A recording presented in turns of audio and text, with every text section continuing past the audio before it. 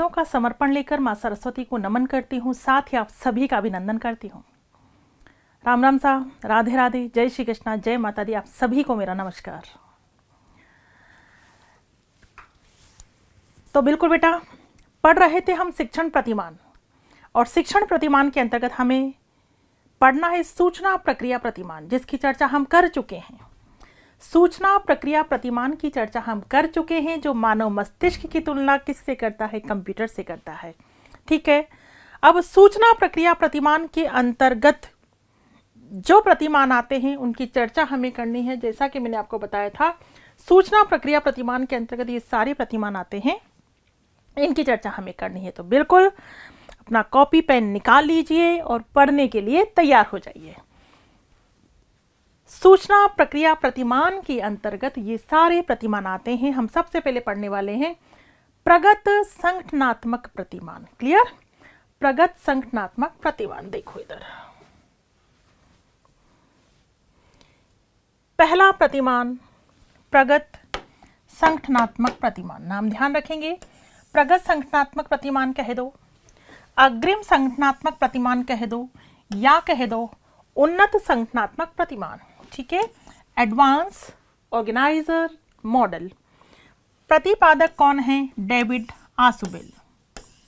प्रतिपादक कौन है? David Ausubel. ध्यान रखना, प्रतिमान का नाम ध्यान रखेंगे, प्रगत संगठनात्मक कह दो, अग्रिम संगठनात्मक कह दो, या उन्नत संगठनात्मक प्रतिमान एडवांस ऑर्गेनाइजर मॉडल। इसके प्रवर्तक कौन है? David Ausubel. तो डेविड आसुबेल ने इस प्रतिमान का प्रतिपादन सार्थक मौखिक अधिगम सिद्धांत, सार्थक मौखिक अधिगम सिद्धांत के आधार पर किया है। इस प्रतिमान का प्रतिपादन किस आधार पर किया? सार्थक मौखिक अधिगम सिद्धांत के आधार पर किया है, और इसके अंतर्गत ज्ञान को संगठित करके बालक के सामने प्रस्तुत किया जाता है। पूरे ज्ञान को संगठित करके बालक के समक्ष प्रस्तुत किया जाता है। तो प्रस्तुत किया जाता है तो कैसे किया जाएगा? मैंने आपसे कहा था कि बिल्कुल सारी चीजों को हम पढ़ेंगे। तो प्रगत संगठनात्मक प्रतिमान में लक्ष्य के अंतर्गत क्या आ जाता है? क्या लक्ष्य होता है प्रगत संगठनात्मक प्रतिमान का? इसका लक्ष्य होता है संप्रत्यों एवं तथ्यों का बोध कराना तथा ज्ञानात्मक पक्ष का विकास करना। लक्ष्य क्या है? आराम से देख लेना। प्रगत संगठनात्मक प्रतिमान का लक्ष्य क्या है? संप्रत्यों के दो या तथ्यों का बोध कराना और ज्ञानात्मक पक्ष का विकास करना। ठीक है, संरचना, संरचना। ठीक है, नंबर 2 हमने तत्व पढ़े थे। पहला तत्व लक्ष्य उद्देश्य हो गया, दूसरा संरचना सिंटैक्स। विषय वस्तु को संगठित किया जाता है, संगठित करना। विषय वस्तु को सामान्य से विशिष्ट रूप में प्रस्तुत किया जाता है। पहले सामान्य क्रियाओं को प्रस्तुत किया जाता है और उसके बाद विशिष्ट, सामान्य से विशिष्ट रूप में प्रस्तुत किया जाता है। तो नंबर 2 संरचना हो गया। नंबर 3 सामाजिक व्यवस्था या सामाजिक प्रणाली। इसमें शिक्षक तथा छात्र के मध्य क्या होती है? अंतःक्रिया। शिक्षक तथा छात्र के मध्य अंतःक्रिया होती है। ठीक है, शिक्षक तथा छात्र के मध्य क्या होती है? अंतःक्रिया होती, किंतु छात्र की तुलना में शिक्षक अधिक सक्रिय रहता है, शिक्षक अधिक क्रियाशील रहता है, शिक्षक अधिक क्रियाशील रहता है छात्र की तुलना में। सहायक प्रणाली क्या ली जाती है? यहाँ पर व्याख्यान विधि का प्रयोग किया जाता है। व्याख्यान विधि मतलब टीचर लेक्चर मेथड के द्वारा बच्चों को समझाने की कोशिश करता है, और जहां व्याख्यान विधि का प्रयोग होगा वहां अधिक सक्रिय भूमिका किसकी रहती है? शिक्षक की रहती है। अधिक सक्रिय भूमिका शिक्षक की रहती है। शिक्षक व्याख्यान के द्वारा, ठीक है, लेक्चर के द्वारा बच्चों को समझाने की कोशिश करता है। तो व्याख्यान विधि का प्रयोग करते हुए ज्ञान का क्या किया जाता है? विश्लेषण किया जाता है, तथा छात्रों को अवसर दिया जाता है, छात्रों को अवसर दिया जाता है कि वे मौखिक अभिव्यक्ति द्वारा पाठ्य वस्तु से संबंध स्थापित कर सकें। मौखिक अभिव्यक्ति के द्वारा, यानी कि जब टीचर व्याख्यान कर रहा है, व्याख्यान दे रहा है, व्याख्यान के जरिए ज्ञान का विश्लेषण कर रहा है, तब बच्चों को पूरा अवसर होता है कि वो मौखिक अभिव्यक्ति देना, वर्बल तरीके से कुछ भी पूछ सकते हैं, मौखिक अभिव्यक्ति के द्वारा पाठ्य वस्तु से संबंध स्थापित कर सकते हैं। तो सहायक प्रणाली के अंतर्गत ये चीज आ गई। तो सहायता किसकी ली जाती है? किसका सपोर्ट लिया जाता है? व्याख्यान विधि का सपोर्ट लिया जाता है। क्लियर? इसमें मूल्यांकन में क्या आएगा? ये रहा मूल्यांकन। इसमें मूल्यांकन अनुदेशन के आधार पर होता है। ठीक है, अनुदेशन के आधार पर होता है। कैसे होता है? अनुदेशन के आधार पर, यानी मौखिक रूप से निबंधात्मक प्रश्नों के साथ साथ वस्तुनिष्ठ प्रश्नों का उपयोग किया जाता है। मौखिक रूप से पूछा जाएगा, बच्चा उस प्रश्न का क्या देगा? जवाब देगा। मौखिक रूप से पूछा जाएगा, बच्चा उस प्रश्न का क्या देगा? जवाब देगा। ठीक है, ये चीज होती है। तो ये हुआ कौन सा प्रतिमान? प्रगत संगठनात्मक प्रतिमान। वेरी सिंपल, इतना ही ध्यान रखना है। तो प्रगत संगठनात्मक प्रतिमान को वापस एक बार देख लीजिए। प्रगत संगठनात्मक प्रतिमान, या हम कहेंगे अग्रिम संगठनात्मक प्रतिमान, उन्नत संगठनात्मक प्रतिमान। प्रवर्तक कौन है? आसुबेल है, डेविड आसुबेल। तो डेविड आसुबेल ने इस प्रतिमान का प्रतिपादन सार्थक मौखिक अधिगम, ठीक है, सार्थक मौखिक अधिगम सिद्धांत के आधार पर किया है। क्योंकि सार्थक मौखिक अधिगम सिद्धांत दिया गया है किसके द्वारा? डेविड आसुबेल के द्वारा ही दिया गया है। ठीक है, इसके अंतर्गत ज्ञान को संगठित करके बालक के सामने प्रस्तुत किया जाता है। उद्देश्य क्या होता है? प्रगत संगठनात्मक का उद्देश्य आप ध्यान रखना, इसका उद्देश्य क्या है? इस प्रतिमान का उद्देश्य तथ्यों का बोध कराना और बालक के ज्ञानात्मक पक्ष का विकास करना, ये उद्देश्य है। संरचना, यानी विषय वस्तु को क्या किया जाता है? संगठित करके सामान्य से विशिष्ट, ठीक है, पहले सामान्य क्रियाओं को प्रस्तुत किया जाएगा और उसके बाद विशिष्ट। सामाजिक व्यवस्था की हम बात करें तो शिक्षक और छात्र के मध्य अंतःक्रिया होती है, लेकिन अधिक क्रियाशील कौन रहता है? शिक्षक रहता है, अधिक क्रियाशील शिक्षक रहता है। सहायक प्रणाली की हम बात करें तो व्याख्यान विधि का प्रयोग करते हुए शिक्षक विश्लेषण करता है और बालक को अवसर दिया जाता है कि वह मौखिक अभिव्यक्ति के द्वारा पाठ्य वस्तु से संबंध स्थापित कर सके। रही बात मूल्यांकन की, तो मूल्यांकन अनुदेशन के आधार पर होता है। मौखिक रूप से प्रश्न पूछे जाते हैं, निबंधात्मक के साथ साथ वस्तुनिष्ठ प्रश्नों का भी उपयोग किया जाता है। ये हो गया आपका प्रगत संगठनात्मक प्रतिमान। बात क्लियर है? इतना ही ध्यान रखना है। क्लियर? प्रगत संगठनात्मक प्रतिमान के बाद दूसरा प्रतिमान आता है हमारा पृच्छा प्रशिक्षण प्रतिमान। पृच्छा का मतलब क्या होता है? पूछताछ। ठीक है, पृच्छा का मतलब क्या होता है? पूछताछ। तो पृच्छा प्रशिक्षण प्रतिमान, या कहे दो पूछताछ प्रशिक्षण प्रतिमान, इंक्वायरी टीचिंग मॉडल। ठीक है, प्रवर्तक कौन है? जे रिचार्ड सचमैन। सचमैन है ये, जे रिचार्ड सचमैन। ठीक है, पृच्छा प्रशिक्षण प्रतिमान की प्रवर्तक कौन है? जे रिचार्ड सचमैन। वैज्ञानिक विधि तथा वैज्ञानिक धारणा पर आधारित पृच्छा, पूछताछ, खोजबीन। ठीक है, तो ये वैज्ञानिक विधि या वैज्ञानिक धारणा पर आधारित है। क्लियर? इसका लक्ष्य क्या है? देखिए, इस प्रतिमान का उद्देश्य छात्रों में बौद्धिक क्षमताओं, ठीक है, छात्रों में बौद्धिक क्षमताओं व कौशलों का विकास करना, अन्वेषण योग्यता का विकास करना, वैज्ञानिक दृष्टिकोण का विकास करना, कार्य कारण संबंधों का विकास करना तथा नवीन ज्ञान प्रदान करना। जबकि इससे पहले जो हमने प्रगत संगठनात्मक प्रतिमान पढ़ा है उसका उद्देश्य तो केवल क्या है? तथ्यों या संप्रत्तियों का बोध कराना और ज्ञानात्मक पक्ष का विकास करना। सिंपल ये उद्देश्य है। जबकि इस प्रतिमान में उद्देश्य क्या है? बौद्धिक क्षमताओं कौशलों का विकास करना, बौद्धिक क्षमताओं कौशलों का विकास करना, अन्वेषण योग्यता का विकास करना, वैज्ञानिक दृष्टिकोण का विकास करना, कार्य कारण संबंधों का विकास करना और नवीन ज्ञान प्रदान करना। ये है इस प्रतिमान का क्या? उद्देश्य। ठीक है, उद्देश्य के बाद हम चलेंगे कि इस प्रतिमान की संरचना क्या है। तो संरचना देखिए, यहां सबसे पहले समस्या का प्रस्तुतिकरण किया जाता है, पृच्छा अथवा खोजबीन, फिर उस समस्या पर क्या होती है? खोजबीन होती है। खोजबीन के बाद विश्लेषण व निष्कर्ष निकलता है। सबसे पहले क्या किया गया? बच्चों के सामने कोई समस्या रखी जाती है, बच्चा उस समस्या पर क्या करता है? पृच्छा करता है, यानी खोजबीन करता है, पूछताछ करता है। खोजबीन क्या करता है? पूछताछ के जरिए आंकड़े एकत्रित करेगा और उसके आधार पर विश्लेषण होगा और विश्लेषण करके क्या निकलता है? निष्कर्ष निकलता है। तो संरचना में आप यहाँ पर ध्यान रखेंगे, क्योंकि पृच्छा प्रशिक्षण वाली बात है, वैज्ञानिक विधि वाली बात है, तो समस्या का होना तो जरूरी है। तो बच्चों के सामने समस्या, फिर पृच्छा तथा खोजबीन, फिर क्या किया जाता है? विश्लेषण किया जाता है। विश्लेषण के बाद क्या निकाल दिया जाता है? निष्कर्ष निकाल दिया जाता है। क्लियर? सामाजिक प्रणाली, इस प्रतिमान की सफलता का आधार शिक्षक व छात्र का सहयोग है। ठीक है, शिक्षक व छात्र। ठीक है, यहाँ शिक्षण नहीं शिक्षक है।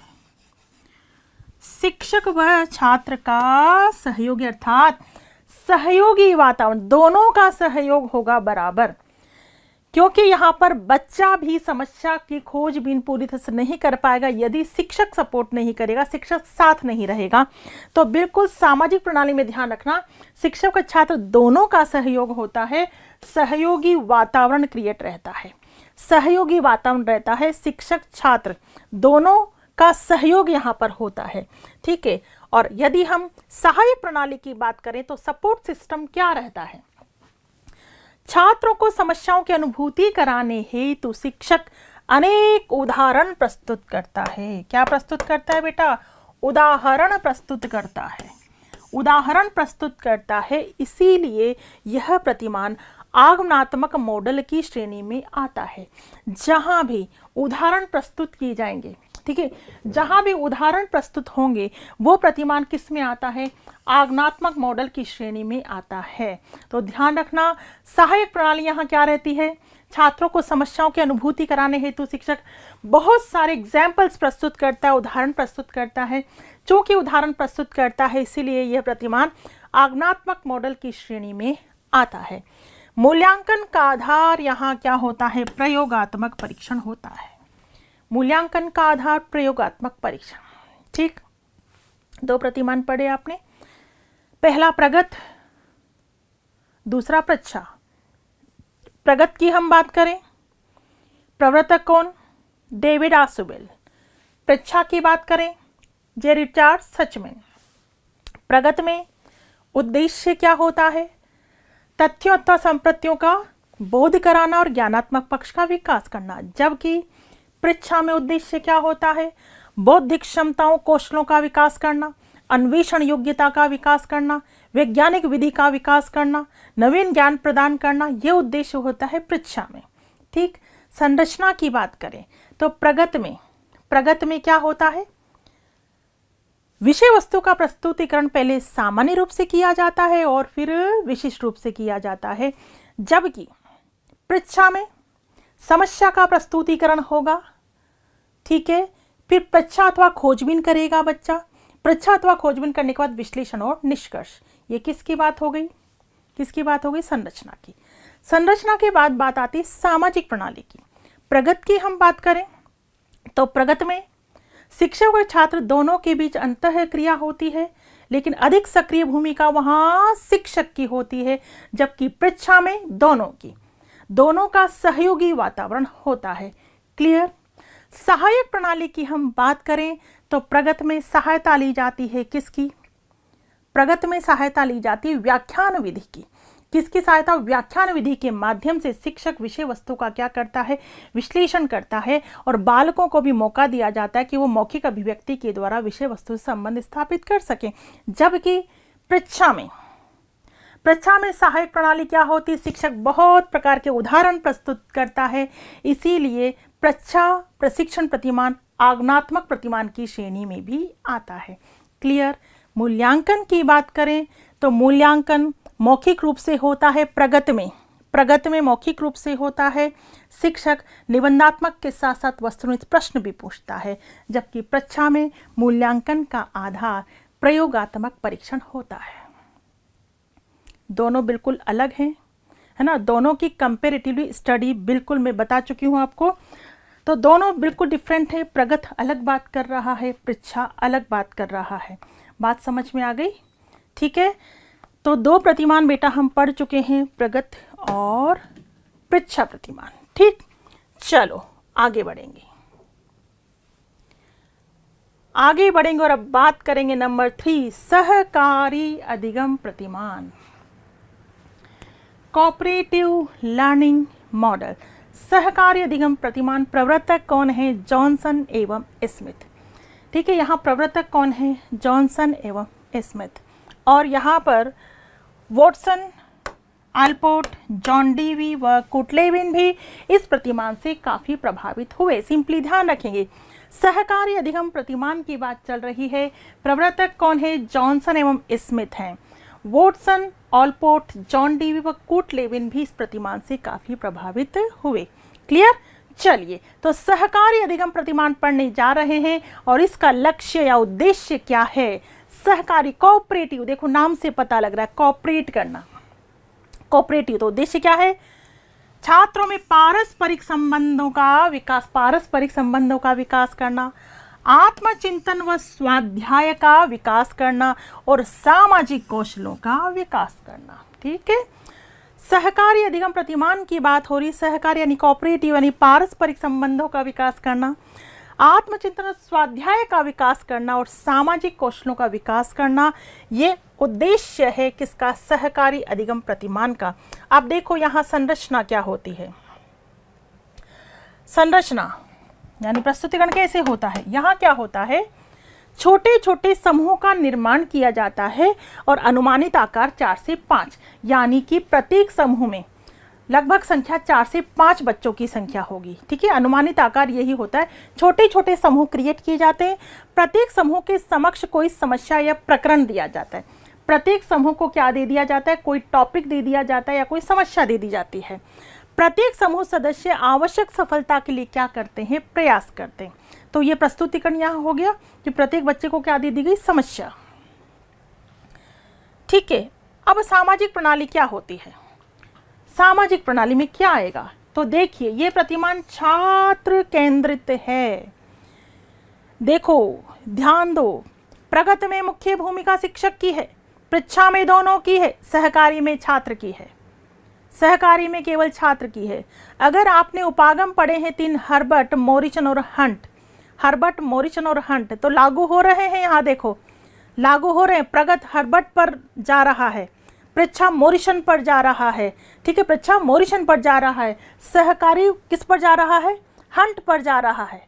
ठीक, देखिए इधर सामाजिक प्रणाली क्या है, ये प्रतिमान छात्र केंद्रित है। सामाजिक व्यवस्था कैसी होती है, प्रजातांत्रिक होती है। समूह का प्रत्येक सदस्य लक्ष्य प्राप्ति के लिए अपनी जिम्मेदारी निभाते हैं। सामाजिक व्यवस्था प्रजातांत्रिक होती है। प्रजातांत्रिक यानी सबको बोलने की स्वतंत्रता होती है, सबको अपनी बात रखने की क्या होती है, स्वतंत्रता होती है। ठीक है, तो सामाजिक प्रणाली छात्र केंद्रित है, सामाजिक व्यवस्था प्रजातांत्रिक होती है, समूह का प्रत्येक सदस्य लक्ष्य प्राप्ति के लिए अपनी जिम्मेदारी निभाता है। ठीक है, अब देखो सहायक प्रणाली की हम बात करें तो सहायक प्रणाली क्या है। सहायक प्रणाली में यहाँ पर एक दूसरे की प्रशंसा, प्रोत्साहन, सहयोग के द्वारा क्या किया जाता है, उत्साहवर्धन। प्रशंसा, प्रोत्साहन और सहयोग के द्वारा क्या किया जाता है, उत्साहवर्धन किया जाता है। कैसे, देखो बच्चों मैं आपको बताऊं कि जो सहकारी अधिगम प्रतिमान है कहाँ उपयोगी। कई बार बच्चे जो है ना अंतर्मुखी होते हैं, इंट्रोवर्ट नेचर के होते हैं, लेकिन आजकल का जमाना इंट्रोवर्ट नेचर का नहीं है, एक्सट्रोवर्ट का है। तो कई पेरेंट्स इनके बच्चे इंट्रोवर्ट होते हैं, वो काफ़ी परेशान भी होते हैं। तो अगर हम बच्चे में सामाजिक कौशलों का विकास करना चाहते हैं, थोड़े बहिर्मुखी व्यक्तित्व का विकास करना चाहते हैं, तो बिल्कुल इस प्रतिमान की सहायता हम ले सकते हैं। ऐसे बच्चों के छोटे छोटे समूह बना दो, बच्चे को कोई टॉपिक दो और बच्चे से कहो कि मुझे समस्या का समाधान चाहिए। मजबूरी से बच्चा उस समस्या का समाधान ढूंढने के लिए एक दूसरे से बात करेगा ही करेगा। तो इसमें क्या होता है, जैसे एक बच्चा बोलता है एक लाइन तो दूसरा क्या करता है, उसकी प्रशंसा करता है, अरे वाह मज़ा आ गया, अब तो अपन को टीचर की डांट नहीं खानी पड़ेगी। क्यों, क्योंकि अब हम इस समस्या का समाधान ढूंढ लेंगे। जब उसकी प्रशंसा करता है एक बच्चा तो फिर दूसरा कि हाँ हाँ मुझे भी कुछ आता है, मैं भी बोलूँ, दूसरा भी अपनी बात को रखता है। तो नेक्स्ट बच्चा उसकी पीठ थपथपाता है, अरे वाह अब तो अपना काम बन गया, अब तो काम हो जाएगा। यानी प्रशंसा, प्रोत्साहन, सहयोग के द्वारा उत्साहवर्धन किया जाता है। और मूल्यांकन क्या होगा, प्रत्येक समूह का क्या किया जाता है, अवलोकन किया जाता है। प्रत्येक समूह के सदस्यों के योगदान की क्या की जाती है, रिकॉर्डिंग की जाती है। ठीक है, सबका अवलोकन किया जाएगा। ठीक है, अवलोकन किया जाएगा। बिल्कुल, कई बार तो ऐसा होता है कि बच्चे को समस्या दे दी, टीचर वहाँ मौजूद नहीं रहेगा, दूर से कैमरे के जरिए बच्चे पर निगाह रखी जाती है, उसकी रिकॉर्डिंग भी की जाती है, देखा जाता है। क्योंकि कई बार ऐसा होता है कि टीचर यदि सामने रहता है तो कुछ बच्चे नहीं बोल पाते हैं, अगर उनको आता भी है वो तब भी नहीं बोल पाते हैं, तब भी बोलने में झिझकते हैं। तो बिल्कुल इसमें क्या किया जाता है, टीचर अगर मौजूद नहीं रहेगा तो बच्चा खुलकर बोलेगा, खुलकर बात करेगा। तो दूर से देख करके हम इस बात का पता लगा सकते हैं कि हकीकत में कौन सा बच्चा बोल पा रहा है, कौन सा नहीं। हकीकत में अगर ये बच्चा अभी बोल पा रहा है यानी ये केवल टीचर से शर्माता, इंट्रोवर्ट नेचर का है। ओहो, ये बच्चा तो अभी भी नहीं बोल पा रहा, मतलब इसमें तो ज्ञान की कमी है। तो दूरी से बैठकर उनका पूरा मूल्यांकन हो जाता है, कौन बच्चा क्या कर रहा है, क्या नहीं कर रहा है, कितनी अपनी बात को अभिव्यक्त कर पा रहा है, कितना नहीं कर पा रहा है, ये पूरी तरह से पता लग जाता है। तो प्रत्येक समूह का अवलोकन तथा प्रत्येक समूह के सदस्यों के योगदान की क्या की जाती है, रिकॉर्डिंग की जाती है। तो सबसे पहले तो आप आगे के प्रतिमान पढ़ें, उससे पहले आपको 3 प्रतिमान बिल्कुल अच्छे से कर लेने हैं, प्रगत, प्रच्छा प्रशिक्षण और सहकारी अधिगम। ठीक है, प्रगत, प्रच्छा प्रशिक्षण और सहकारी अधिगम। और क्लियर होंगे। अगर मैं आपसे पूछूं कि बताइए किस प्रतिमान का उद्देश्य सामाजिक कौशलों का विकास करना है, आप आंसर देंगे सहकारी अधिगम। किस प्रतिमान का उद्देश्य ज्ञानात्मक पक्ष का विकास करना है, आप आंसर देंगे प्रगत संगठनात्मक। किस प्रतिमान का उद्देश्य बौद्धिक क्षमताओं, कौशलों का विकास करना, अन्वेषण योग्यता का विकास करना है, आप आंसर देंगे प्रच्छा प्रशिक्षण प्रतिमान। मैं अगर पूछूं किस प्रतिमान के अंतर्गत समस्या का प्रस्तुतिकरण किया जाता है, तो मेन आप क्या करेंगे, समस्या का नाम आते मेन कहाँ जाएंगे, प्रच्छा प्रशिक्षण पर जाएंगे, जहां बच्चा उस समस्या का समाधान के लिए खोजबीन करता है, पूछताछ करता है। लेकिन छोटे छोटे समूह में समस्या बांटी जाती है, तो हम कहाँ जाएंगे, सहकारी पर आ जाएंगे। ठीक है, कहाँ जाएंगे, सहकारी पर आ जाएंगे। मूल्यांकन का आधार निबंधात्मक और वस्तुनिष्ठ प्रश्न होते हैं, प्रगत में होते हैं। मूल्यांकन का आधार प्रयोगात्मक कहाँ होगा बेटा, प्रच्छा प्रशिक्षण में होगा। और मूल्यांकन रिकॉर्डिंग के आधार पर कहाँ होगा, सहकारी में होगा। शिक्षक की, ठीक है, शिक्षक की मुख्य भूमिका कहाँ रहती है, शिक्षक अधिक सक्रिय कहाँ रहेगा, प्रगत में रहेगा। ठीक है, दोनों का सहयोगी वातावरण कहाँ रहेगा, परीक्षा में रहेगा। लेकिन छात्र केंद्रित कौन सा रहेगा, सहकारी रहेगा।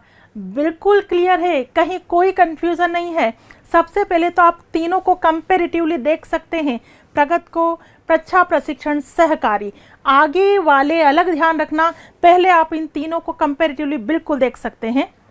प्रगति में क्या है, अलग चीज़ है, प्रच्छा बिल्कुल डिफरेंट है, सहयोगी शिक्षण प्रतिमान बिल्कुल और बिल्कुल डिफरेंट है। ठीक है, 3 प्रतिमान पहले देखेंगे, तीनों को अच्छे से देखेंगे। यही 3 और एक सूचना प्रक्रिया प्रतिमान जो हम पढ़ चुके हैं, उसी के अंतर्गत ही सारे आ रहे हैं। आपके सिलेबस के अंतर्गत यही मेंशन है। आगे के प्रतिमान आपके सिलेबस में मेंशन नहीं है, बट हम आगे के प्रतिमान भी पढ़ेंगे। 7 प्रतिमान टोटल हमें पढ़ने हैं। 3 प्रतिमान आप पढ़ चुके हैं, 4 प्रतिमानों की चर्चा और हमें करनी है। ठीक है, 4 प्रतिमानों की चर्चा और हमें करनी है, लेकिन आगे के 4 प्रतिमानों की चर्चा कब करेंगे, जब आप पहले इन तीनों को बहुत अच्छे से रिवाइज कर लेंगे। तो आज की क्लास में केवल मैंने 3 प्रतिमान आपको पढ़ाए हैं, तीनों को आप बार बार अच्छे से रिवाइज करो। कुछ नहीं है ज़्यादा जटिल, बहुत ज़्यादा सिंपल है। तो सूचना प्रक्रिया प्रतिमान क्या होता है, इसकी चर्चा हमने की थी। फिर सूचना प्रक्रिया प्रतिमान के अंतर्गत हमें 7 प्रतिमान पढ़ने हैं। 7 में से 3 प्रतिमान हम पढ़ चुके हैं और तीनों प्रतिमानों को आपको बहुत अच्छे से रिवाइज करना है। पहला प्रतिमान प्रगत संगठनात्मक प्रतिमान डेविड आसोबेल, दूसरा प्रतिमान परीक्षा प्रशिक्षण प्रतिमान जे रिचर्ड सचमैन, तीसरा प्रतिमान सहकारी अधिगम प्रतिमान जॉनसन एवं स्मिथ। ठीक है, तीनों प्रतिमान को बहुत अच्छे से करें। आगे के प्रतिमानों की चर्चा हम करने वाले हैं नेक्स्ट क्लास के अंतर्गत। Thank you so much. Facebook पर लाइक करें, यूट्यूब पर सब्सक्राइब करें और डाउनलोड करें VJ education app by doctor Vandana Jadaun और पाएं free demo classes, free model test papers और free motivational videos. For more information, call us on 9587 305 306.